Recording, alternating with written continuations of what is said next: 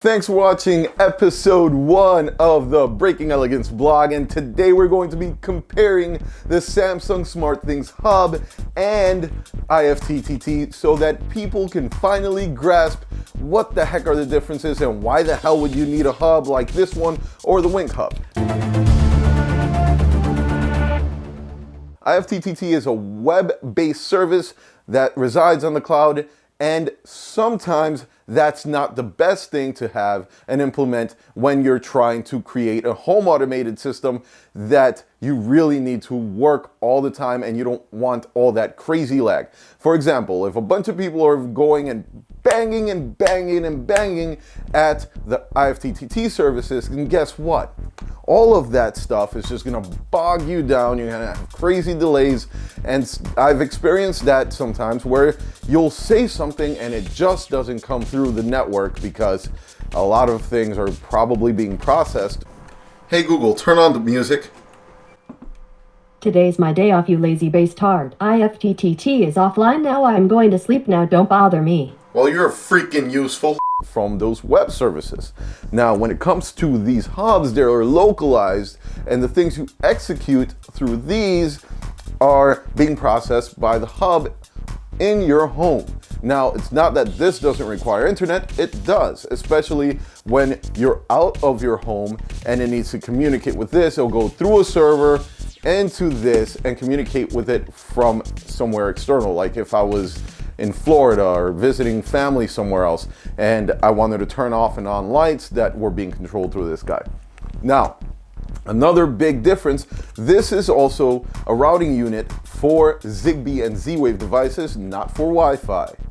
It will let things like this OSRAM bulb communicate directly with this unit, letting this guy change the colors, turn on and off the bulbs, and this guy's even turning on and off the bulbs up here in my workstation because those bulbs are connected to the Samsung SmartThings Hub to be controlled because they're running on a zigbee switch, and this has the zigbee capacity.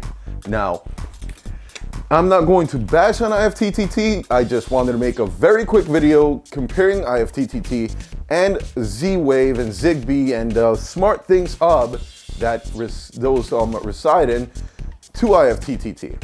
You can't do or add sensors to your home or add door locks that have Z-Wave with IFT because IFT is not a physical product and it does not actually have the capacity to communicate with them without some sort of medium, and this would be the medium. Now, I'm not saying that IFT can't do anything with those devices, it can. So IFTTT can be linked to your SmartThings, creating even more of a lag layer. So if you could avoid doing that, don't do it. But if you really need to do something very complex where you need IFT to communicate with your SmartThings, it can, and then it can execute those commands. So think about this as a very advanced Zigbee Z-Wave hub that has those communication standards built in. And if you're looking to expand your network and add sensors, motion detectors, and all sorts of other stuff, bulbs that do not need a hub like this in order to communicate with each other, LIFX has been doing that forever. That's cool, and it's also not cool because of the light itself. Let's just say you have 3 of these lights and they're the new style that don't require the actual hub. The main light goes to hell, then your network goes to hell, then you need to find out why, then you need to reset the damn thing and get it to work. I had that issue with the LIFX bulb before, so I know that from experience, but yes, you will get it to work. It's just gonna take a couple of steps. So I'd rather just have all the bulbs independently be running on their own without having their own hubs built in. And if the hub goes bad, I could easily pinpoint that and say, oh, it's the hub. If one of the lights goes bad, it's not controlling anything, it just goes bad, and I'll replace that bulb with another one. So there's ups and downs to everything. Now, with that said, you don't need an extra hub with those LIFX bulbs versus a Hue where you have a stinking freaking hub, but I do like it. So it does take up an extra space on my router, and that's why I sounded a little bit angry. If you have any questions about anything that has to do with Philips Hue or the Samsung SmartThings Hub and how it communicates, or IFTTT, let me know in the comments below. I might be able to put up another one of these quick tip videos for you guys. With that said, I am Angel with Breaking Elegance. Go ahead and hit that subscribe button if you like this video.